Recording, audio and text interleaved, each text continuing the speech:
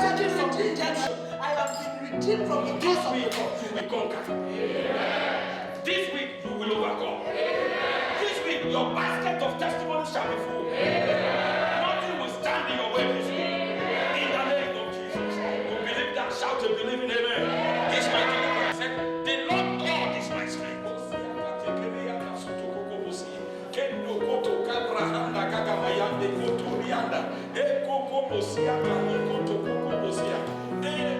Wherever you are going, you have an angel. Why do you need angel? To direct you, to protect you, to lead you, to guide you. Praise God. The message you're about to hear is from Faith Life Ministry, Mississauga, Canada. Remember, faith comes by hearing, and hearing by the word of God. Your life will never be the same again. Father, speak to us this afternoon. Amen. In the 5 minutes that we are going to share your word, let your voice be heard. Amen. Let your people be blessed. Amen. In Jesus' mighty name. Amen. Amen. There is a song that the Lord gave me to round up. It says, Master of the universe, conqueror and king, you are the Lord over principalities. You are the Lord over powers. You are the Lord over rulers. You are the what? Master. The master of the universe. Amen. Jesus is the master of the universe. Samuel chapter 5 verse 17 to 25. 2 Samuel 5, 17 to 25 has been our scriptural foundation for this month. Amen. Now when the Philistines heard that they had anointed David king over Israel, all the Philistines went up to search for David. And David heard of it. When he heard of it, he went down to the stronghold. The Philistines also went and deployed themselves in the valley of Rephaim. So David inquired of the Lord, saying, Shall I go up against the Philistines? And if I go up, will you deliver them into my hand, sir? And the Lord said to David, Go up, for I will doubtless deliver the Philistines into your hand. So David went to Baal-perazim, and David defeated them there. And he said, The Lord has broken through my enemies before me like a breakthrough of water. Therefore, he called the name of that place Baal-perazim, which literally means master of breakthroughs. And the Philistines left their images, in other words, their idols, their gods there. They left their gods behind. And David and his men carried their gods away. Then the Philistines went up again and deployed themselves in the same valley of Rephaim. Therefore, David inquired of the Lord again and said, Sir, shall I go up this time? And the Lord said, You shall not go up. Circle round behind them and come upon them in the front of the mulberry tree. And it shall be when you hear the sound of a moving or a marching in the tops of the mulberry tree, then you shall advance quickly. For then the Lord will go out before you to strike the camp of the Philistines. And David did so as the Lord commanded him. And he drove back the Philistines from Geba as far as Gaza. Amen. Amen. Inside this brief story, there are 5 points that will always deliver breakthrough and victory for any man or any woman in whatever battle they are confronted with. Amen. Amen. Because God has no favorites. God is no respecter of person. David had some inside information. He knew some things that put in over 66 battles and gave him the victory. And I want to share 5 things here.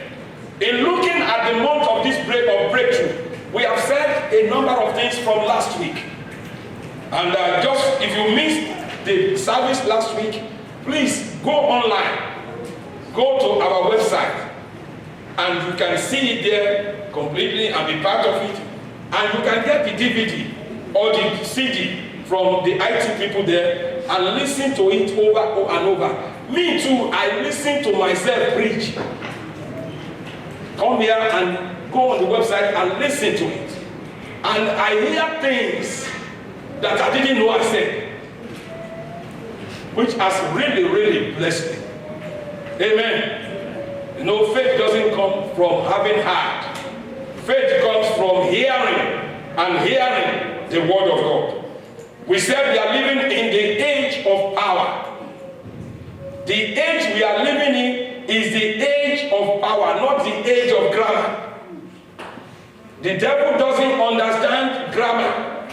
The only thing the devil responds to is superior power. Now, if a man comes at you with a .38 pistol, and you just bend down and bring AK-47 or SMG, I'm telling you, the man will drop the .38 and put both hands up. Because the .38 can make a little hole. But the SMG will make a big hole through his heart. We take him from where he is and knock him against that wall. Because there is superior firepower. Amen? Amen. When Satan, whom the Bible calls a strong man, sees a superior firepower in your life, he bows and he withdraws. He retreats his advance. And that is what we've been looking at. And we said to break through is simply bringing God's awesome presence to bear on any specific issue of life. To break through anything, finance, marriage, children, fruitfulness, business, for you to break through, what is called breakthrough is just to go beyond the normal. And to do that, you need God's presence. It's bringing God to bear on that situation, just like David did. They surrounded where he was. They came to annihilate him. They came to kill him with the anointing of God upon his head. But he knew some things they don't know. And twice, he defeated them. You will conquer and you will overcome in Jesus' name. We also said that to break through is to advance and to take what belongs to us as inheritance in Christ Jesus. There are a lot of things that Jesus procured for us on Calvary tree. There are a lot of things he procured for us in the pit of hell. But without the power to lay hold on them, they will be mere illusions and the stories that we talk about, but we don't experience. May the beauty of salvation be your experience in the name of Jesus. The Bible says it will beautify the meek with salvation. So salvation is supposed to beautify your life. It's supposed to make your glorious future, your destiny, colorful destiny in Christ, to blossom.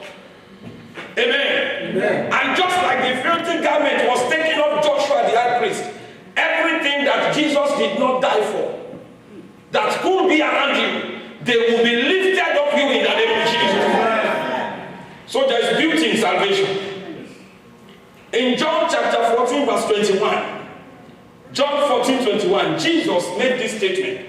He said, he who has my commandment and obey them or keep them, this is the one that who truly loves me. And he who loves me, in other words, he that is obeying what I say, will be loved by my Father. And I will love him. And what? I will reveal myself. I will manifest myself to him. I will let him see me as I am. In other words, I will fight his battle for him. Just like he did with David. And the Bible said, and David did as the Lord commanded. As the Lord commanded, that is why he got the victory. Every time you take an instruction from God and you step out on it, whether it makes sense or not, the end result is always victory. Amen. The end result is always going beyond where others are stopping. Amen. Amen. From this month, human beings will no more be able to define your boundary. Amen. Amen. Amen. And needless to say, we saw in Isaiah chapter 10 verse 27 that it shall come to pass in that day talking of the day of manifestation of the presence and the power of God. He said that the burden of the enemy shall be taken from your shoulder. Amen. All those unnecessary loads that you carry, today is that day. Amen. They will be taken of you in the name of Jesus. Amen. And he said the yoke of the enemy, all the works of the powers of darkness that makes you want to labor and not have nothing to show for it, that makes you want to fall sick every time you have some money saved. That is when that sickness will appear. That is when they will call from home. Every yoke of the enemy, they should be taken off your neck in the name of Jesus. And the Bible said this shall be done because of the anointing. So the anointing is the power to break through. Is the body removing, yoke destroying power of God. You cannot talk about breakthrough without the anointing. You cannot talk about breakthrough without the power of God that will push you. Amen. Amen. Everywhere that your goods have been buried, the same power that lifted Lazarus from the pit of hell to the mouth of the cave, that same power that is called resurrection power, the anointing of the living God, the presence of the Holy Spirit shall be seen in that situation in Jesus' name. As I'm speaking now, wherever your file has been buried, that power, I release it to bring your file to the forefront in the name of Jesus. Even though they might have passed over you and been attending to other people, this week you will come first. This week is your week. This week is your week. Believe that, give me a belief. We have said a lot of things, and in this story that we read, we said there are 5 things that gave David 5 keys to David's victory. Number one, the anointing. And he dwelled, didn't visit the stronghold. He lived there. There's a difference from visiting the stronghold and dwelling there.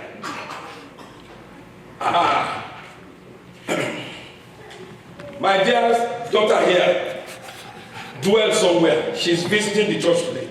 You don't dwell in it. Do you dwell here? After the service over, you stay here. And you live here. Okay. You had her. So when you come at 7, you don't meet her, then she doesn't live here. Amen. And she will show us our own room here. But there is a place where she has her personal belonging. When service is over, she returns somewhere and settles down. That is where she dwells. David did not visit the stronghold. He dwelt there. And he still, what was he doing in the stronghold? The Bible says in that verse 18, it's verse 17 said, when he heard, he went down to the stronghold. There was a time in Jesus' ministry that they challenged him. They came to him and they challenged him. And the Bible said after they challenged him, Jesus went back to that place where John baptized him. He went back to that place where the Father spoke. This is my beloved Son. And he camped there, stirring up the anointing. And when he came back, he began to do things that they never thought he could do. Where is your stronghold? And what do you do at the stronghold? The stronghold is a place where you stir yourself up. In the story, in 1 Samuel chapter 30, the Bible says in Ziklag, David left with his men, 600 of them. They left their properties, they left their wives, their children, and they went on a raid. Before they came back, the enemies came, the Amalekites this time. They invaded Ziklag, captured their families, took their goods, and burned the city to ashes. Whatever they could not take, they burned them. And when David came back with the men, discovered it, their wives, their children have been taken captive, their properties looted and burnt. The Bible said they wept, lifted up their voices and wept. Grown men, hard men, raised on the street, started crying like babies. And that's why I said Satan doesn't respond to anything except power. They are crying did not bring restoration. And the Bible said they cried till they have no more strength. But David remembered something. And he turned his face from crying. The Bible said he went back to the Lord. Stir up the anointing. He encouraged himself. The New King James said he strengthened himself in the Lord. How? By recounting the past victories. By recounting how God has been good to him. Just like Brother Andrew was doing. Remembering where he came from. Lord, if you can take me from my village, can bring me to this place, I know there is a purpose. And I know that purpose is not done yet. I thank you. I received the strength to go on. That is how to stir up the gift of God in your life. That is how to put the enemy to shame. When you can go to the stronghold, return to God. It's not to call men and call family meeting. Amen. Amen. And the Lord was showing Pastor, my wife, she was sharing with me a couple of days ago. We've been praying about a particular family, about some things going on. And the Lord revealed to her. She said, I see pictures in their house, cobwebs, pictures, uncles, cousins, third parties in their house. Because before we prayed, I was telling her by the Spirit of God. I said the problem with these people is that they talk too much. And she didn't quite, agree with that. But in the night, the Lord showed her. And when she woke up, said, what you said last night is true. The Lord showed me that there are many voices in that house. People that shouldn't know your story, they know your story. People that you shouldn't talk to, you are talking to them. Amen? Amen. When there is a challenge, it's not everybody you go and be. You call Nigeria, you call Ghana, you call South Africa. And the people in Lagos will call somebody in Aba, they will call somebody in Kano, and they lay your case on the table. And they use their mouth to say you can never have that breakthrough. And you are wasting your time in Canada.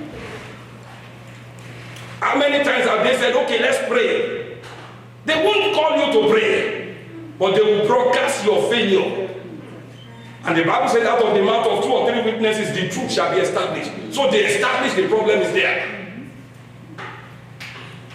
And I was telling, when she shared that with me, before she traveled, I was telling her, I said, you remember another sister in this same church? I said, she did not get her breakthrough until she cut off everybody in her family. She was left with her husband and her pastor. And I said, within a year, God moved. She got everything she lost. But when the Spirit of God was leading her, don't tell your story. Don't tell your story to anybody in your own family. Go to the strongholds, stir up the anointing. The voice of God will locate you there. I don't have time to expand on that. I can give you cases and cases, but maybe another time God will give me the grace. But like they say in my place, half word is enough. For the wise. And I believe I'm speaking to wise people. Hallelujah. Amen. Because the wisdom of God is in you. Number 2 thing, David was absolutely dependent upon God.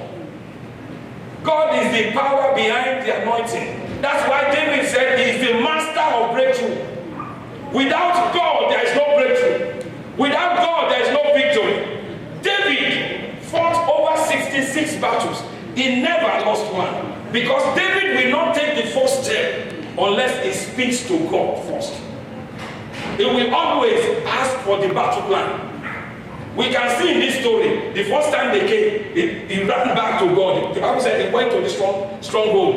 He ran to God. At the stronghold, he spoke to God. What shall I do, sir? Shall I go? God said, go. I will give you the victory. He went, he got the victory. When they came again, David did not step. At least God spoke that the other time. No. He went back to, sir, should I still go?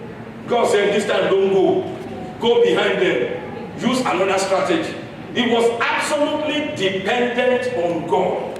For a man to break through any barrier in life, your dependency upon God must not be questioned. Never look at yourself and say, I can do it by myself. The day you think you can do it, that is the day failure starts. But the day you always say, the scripture that Brother Wally was telling us this morning, John 15:5, Jesus said, without me, you can do nothing. That scripture is as real as John 3:16. Without God, there is no victory. But every time, like Proverbs chapter 3 verse 5 said, and to 6, every time you acknowledge the Lord, it will direct your path and it will make your walk to succeed. Never start out on anything major or minor without speaking to God first. Go to God before you go to man. And you don't, may I tell you the good news? You don't need anybody to stand between you and God. Jesus is already there. He's the high priest. He will introduce you to the Father. You don't need to go look for a prophet anywhere. But if God now directs you to go and meet a man, your pastor or somebody, to stand with you, 2 is better than 1. But you don't need a human being for your breakthrough. Hallelujah. Hallelujah. David always depend on God. That's John 15:5. Proverbs 3:5-6. We know that too. Number 3, David always gets the battle plan from God every time. He doesn't try to figure it out with his head. Look at the one God told him. He said, go around behind them. And when you hear moving on top of the trees, then step out. It doesn't make sense. Who is going to be on top of the trees that will be marching there? But David is less concerned. God said we will hear, so he believes we will hear. That's what matters. Oh, it doesn't really make sense of what God said. Marching. Can anybody march on top of the tree? That is human thinking. But God that can make a human full-grown man in one day can do anything. Amen. Amen. So when you have the battle plan, be bold to step out. Amen. Amen. That is, I think, number 4. He was bold, he was confident, and courageous to step out on God's plan. God doesn't make sense in most cases, but God always makes faith. God's instruction. Now Elijah spoke to that widow of Zarephath. He said, the last food you have, go and prepare for me first, then for your son and yourself. And he said, that little thing will not be exhausted. The oil will not dry up. Under famine, how? He didn't give any explanation. He just said, just say the Lord, it will not be exhausted. But you go prepare my own first. Does it make sense? If I ask you to go bring all the money in your account and bring it to me and put it down in the church, you want to tell me this man is wicked, but your breakthrough is there. When she obeyed, the Bible said all her household, before it was she and her son, now she has household, servants, cousins. They had for many days. Be bold, be courageous. God told Joshua, he said, only be strong. Joshua chapter 1 verses 6-7 and then verse 9. He said, be courageous. Whatever I ask you to do, you step out and do it. And that is what God is still saying for us to experience breakthrough. Don't subject it to the thinking of men. Our brain is too small to figure God out. Human beings cannot figure God out. We can only receive Him in our heart. Amen. Amen. Number 5. David was spiritually sensitive to God's timing. Ecclesiastes chapter 3 verse 1. He said, there is a season. He said, to everything there is what? A season. And to every purpose under the earth there is what? A timing. Many people step out before God. God told David, he said, when you hear the sound, then step out. That means until you hear the sound, don't step out. And David was a general, a commander, and his troops will be be asking him, Oga, what next? And he said, we are waiting. 5 minutes later, what next, sir? We are waiting. The Bible did not tell us how long it took before David could hear the moving. But he was there waiting. Do you know why many Christians miss it? We let the pressure of life. People begin to pressure you. What are you waiting for? You better do something. You better do something. This thing doesn't look as if it's going to work. So you too, you feel the pressure. You say, okay, at least we've waited for 2 days. For God, He has not moved. Let's do something. And that is where we lose the victory. To advance and to get breakthrough, if you need to stand forever, be ready to stand. Because He that spoke is faithful, who also will do it. God is faithful. God said you will hear sounds. And truly He had sounds. Amen. But patience is a virtue. That's why Hebrews chapter 10 verses 35 to 36 said, do not cast away your confidence, which has a great reward. For you have need of patience. You need patience. So that after you have done the will of God, you can cut away the promise and enjoy it. Many people do the will of God, but because they lack patience, they waited like King Saul for 6 days. And the people were pressuring him. Samuel is not here. The goat is here. The cow is here. King, come on, do the sacrifice. Oh, Samuel is not here. Maybe he will not come. Samuel said, go and wait for me. That was the instruction. Go and wait for me. That was what God told Samuel to tell Saul. And the people put pressure on Saul. And he said, the people. And the people said, we are leaving. We have waited 6 days. We can't wait anymore. Instead for him to tell them, you want to leave, bye-bye, go. He agreed to do what is not proper. And immediately he finished making the sacrifice, which he was not qualified to do. He was not the priest. Immediately he finished, Samuel came. I believe it was a test that God set up because He has a pattern of disobedience. He has a pattern of impatience. He wants it drive through. And Samuel came. Samuel said, you have done foolishly. And he said, is the people who made you king, the people or me? And the kingdom was taken from him. David was not like that. He will wait until he hears what God said. Even when some people said, we are turning back, he will tell them, fine, we will advance. You want to stay, but we are going. Amen. They came to Jesus and He told them, if you don't eat my body, you don't have a part in me. If you don't drink my blood, you have no life. And the Bible said, many said, this is too hard. And they cut Him off that day. And Jesus did not go after them to beg them. He looked at those who are remaining. He said, what are you guys waiting for? Won't you follow your brothers? And they said, where to whom do we go? You are the one with the word of life. And those who stayed, about 120 of them, were distinguished. But those who left, they missed their place because of lack of sensitivity. This month, be sensitive. Whatever God tells you in dream, whatever He tells you in the preaching, whatever He speaks to you by inner witness, please give due diligence to them. And nothing will stop your breakthrough in Jesus' name. Amen. I said nothing will stop your breakthrough in Jesus' name. Amen. God's desire is for nothing to limit you in the pursuit of destiny. God designed you and me for unending victories. That's why He said in 1 Corinthians 15:57 that blessed thanks be to God who gives us the victory. Always victory. In what they said, you win some, you lose some. In God, you win always. Amen.